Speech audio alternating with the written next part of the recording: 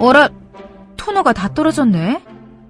미연씨, 저기 캐비닛 위에서 토너 좀 가져다 줄래요? 내가 하던 걸 마무리해야 해서. 네, 과장님. 금방 가져올게요. 어디 보자, 토너가... 저기 있네. 손이 잘 안 닿잖아. 저 의자에 올라가면 되겠네. 미연씨, 괜찮아요? 우리 민수씨 정말 일 잘하네. 그러게요. 금방 배우더라고요. 민수씨, 이것 좀 봐줘요. 네, 잠시만요. 정민수 씨, 잠깐 좀 도와줄 수 있겠어요? 네, 어떤 걸 도와드릴까요? 정민수씨, 잠깐만. 네, 과장님.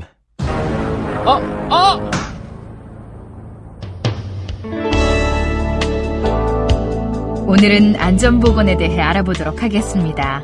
네, 부장님. 민수 씨 일도 그렇고 안전보건에 대해 알아야 할 필요가 있는 것 같습니다. 그렇습니다.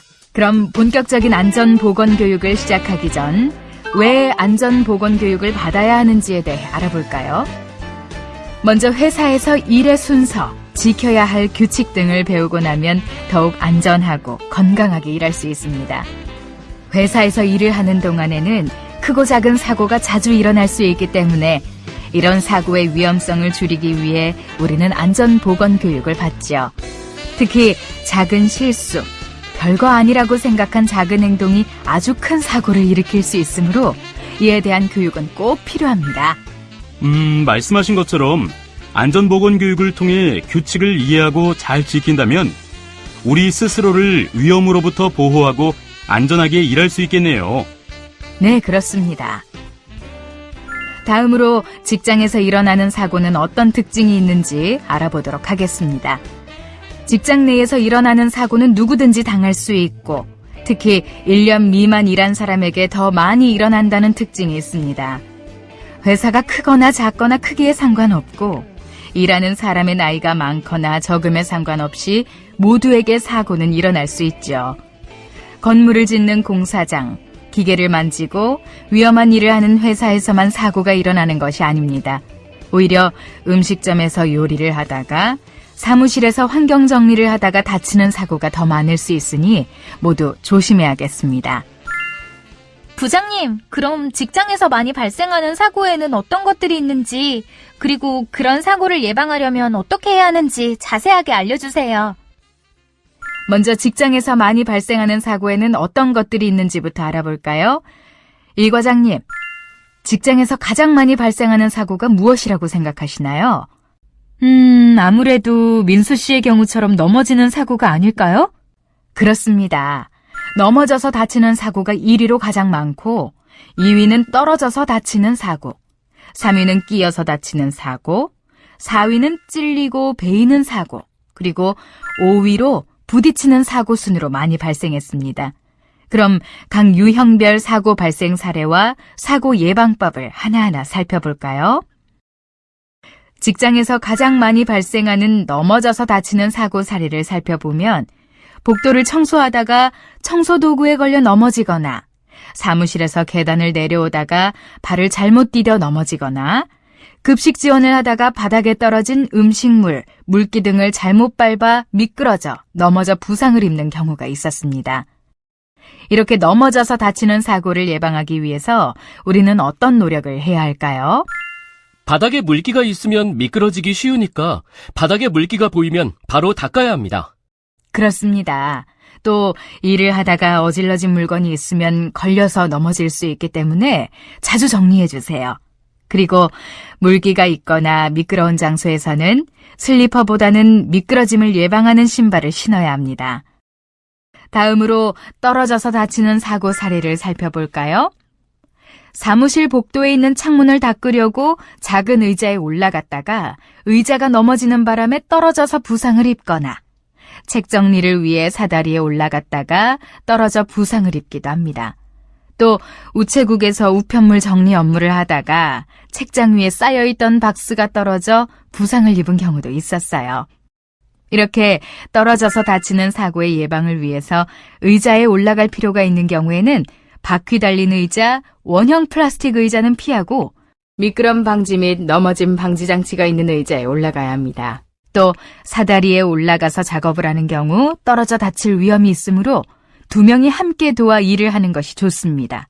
그리고 높은 곳에 쌓아둔 물건들은 떨어지지 않도록 잘 정리해 두어야 하겠습니다. 계속해서 끼어서 다치는 사고 사례를 살펴보도록 하겠습니다. 끼어서 다치는 사고도 우리 주변에서 쉽게 발생할 수 있는데요. 밥과 국을 카트에 싣고 가다가 엘리베이터 문에 손이 끼어서 부상을 입기도 하고, 문서를 파쇄하다가 기계에 머리카락이 끼어 들어가는 사고도 있었습니다. 또 물품 정리나 포장을 하다가 쌓아놓은 무거운 상자에 손이 끼어 손가락 부상을 입은 경우도 있었어요. 이런 끼어서 다치는 사고를 예방하기 위해서는 엘리베이터를 타고 내릴 때에는 물건만 쳐다보지 말고 문이 닫히는 건 아닌지 잘 살펴보며 움직여야 합니다. 또 기계를 사용할 때 문제가 생기면 전원을 끄고 기계가 멈춘 상태에서 살펴보세요. 그리고 상자를 옮기며 일을 할 때에는 문에 손이 끼일 수 있으니 문이 닫히지 않게 잘 고정하고 천천히 일해야 합니다. 계속해서 찔리고 베이는 사고 사례를 살펴볼까요? 여러분 중 혹시 찔리거나 베이는 사고를 크게 겪어본 사람이 있나요? 저요. 제가 신입 때 상자를 칼로 열다가 칼에 베어서 손을 많이 다친 적이 있어요. 그랬군요. 이 과장님처럼 칼에 베이는 것 외에도 급식 보조로 일을 하며 식재료를 썰다가 칼날에 손을 베이는 경우도 있고요. 호텔 객실 관리 업무를 하던 중에 벽에 걸린 액자를 청소하다가 벽에 박힌 못에 찔려서 손을 다친 경우도 있었답니다. 이 과장님, 앞서 말한 손을 베이는 사고를 겪은 후 사고를 예방하기 위해 어떤 노력을 했나요? 날카로운 칼, 가위 등을 사용할 때에는 실수로 베이거나 찔릴 수 있다는 생각을 하며 천천히 조심스럽게 일했습니다. 네, 좋은 예방법입니다. 또 채소나 과일 등을 자를 때에는 손이 찔리거나 베일 수 있으니 베임 방지용 장갑을 착용하고 일해야 합니다. 칼이나 날카로운 물건을 사용하고 아무데나 두면 다른 사람이 다칠 수 있으니 안전하고 편리한 곳을 정해 지정된 장소에만 두고 사용하는 것이 좋겠죠. 이번에는 부딪혀서 발생하는 사고 사례를 살펴볼게요. 주차 안내를 하다가 지나가던 차량에 부딪혀 부상을 입거나 청소 중 갑자기 열린 문에 부딪혀 부상을 입기도 합니다. 또 넘어지다가 부엌 싱크대에 머리를 부딪혀 부상을 입은 경우도 있었죠. 이런 부딪히는 사고를 예방하기 위해서는 차가 많이 다니거나 어두운 곳에서는 항상 앞뒤 좌우를 잘 살피고 위험한 곳에서 일을 할 때는 2명이 함께 일해야 합니다.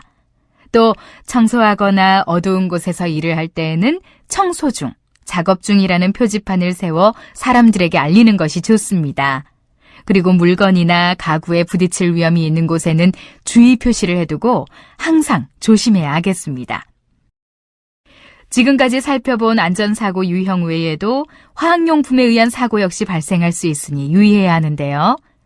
그 사례를 살펴보면 청소용 세제 등 화학용품을 잘못 사용해서 목과 가슴이 아프고 답답했다고 말한 경우도 있었고, 청소를 하던 중 음료수 병에 덜어 사용하던 세제를 잘못 마신 경우도 있었습니다. 또 화학용품을 바닥에 떨어뜨려서 가스를 마신 경우도 있었고요. 부장님, 일하다 보면 화학용품을 아예 사용 안 할 수는 없을 것 같은데 어떻게 하면 사고를 예방할 수 있을까요? 먼저 화학용품을 사용하여 청소할 때는 창문을 활짝 열어 바람이 통하게 해주세요. 그리고 화학용품을 작은 용기에 덜어 사용할 때는 용기에 MSDS 경고 표지를 붙여주세요. 또 화학용품을 사용하거나 만질 때에는 마스크, 안전모자, 장갑 등 보호장비를 반드시 사용해야겠죠. 부장님, 만약 사고가 발생하여 다쳤을 때에는 어떻게 해야 할까요? 사고는 예방하는 것이 가장 좋지만 만약 사고가 발생하였다면 먼저 직장 선배, 팀장, 부장 등에게 아프다, 다쳤다는 상황을 알리세요. 또 무슨 일이 일어났는지, 날짜, 시간, 장소, 주변에 본 사람이 있었는지, 어떻게 다쳤는지 등에 대해 기억하고 노트에 적어 놓으세요. 일하다가 다쳤을 땐 혼자 해결하려고 하지 말고 회사에 말해서 도움을 청하세요. 장애인 일자리 사업 공무원 담당자에게도 신고할 수 있답니다. 부장님, 직장에서 다쳤을 때는 어떤 도움을 받을 수 있을까요? 직장에서 일을 하다가 다쳤을 경우에는 회사를 통해 근로복지공단에서 심사를 진행합니다. 심사 결과에 따라 산업재해로 인정된다면 병원비, 수술비, 약값을 받을 수 있고, 다쳐서 일하지 못한다면 일하지 못한 기간 동안의 월급도 받을 수 있습니다.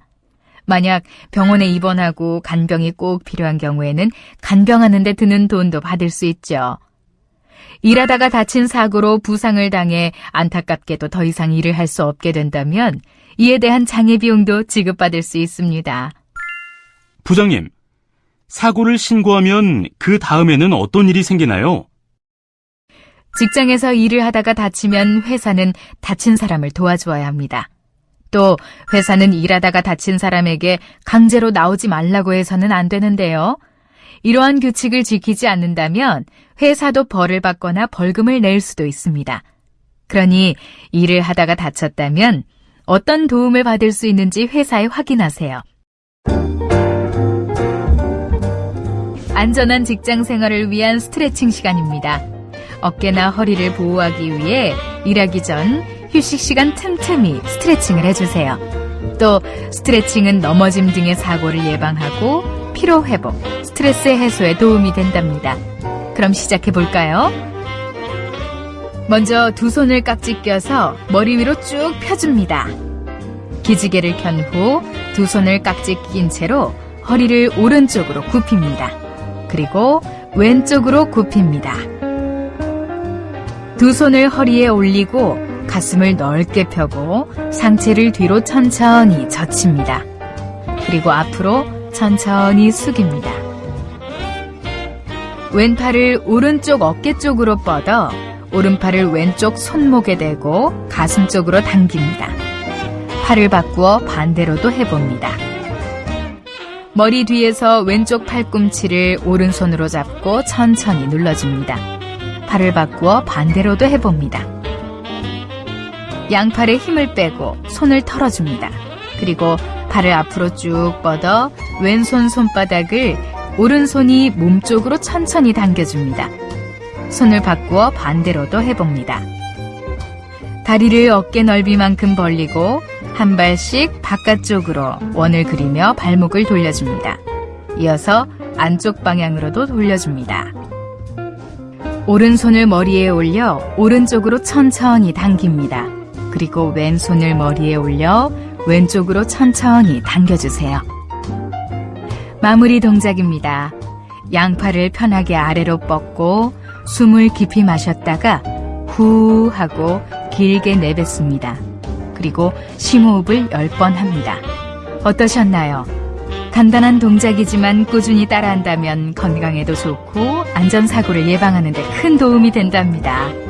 우리 모두 안전한 직장 생활을 위해 꾸준히 스트레칭하는 습관을 기르도록 합시다.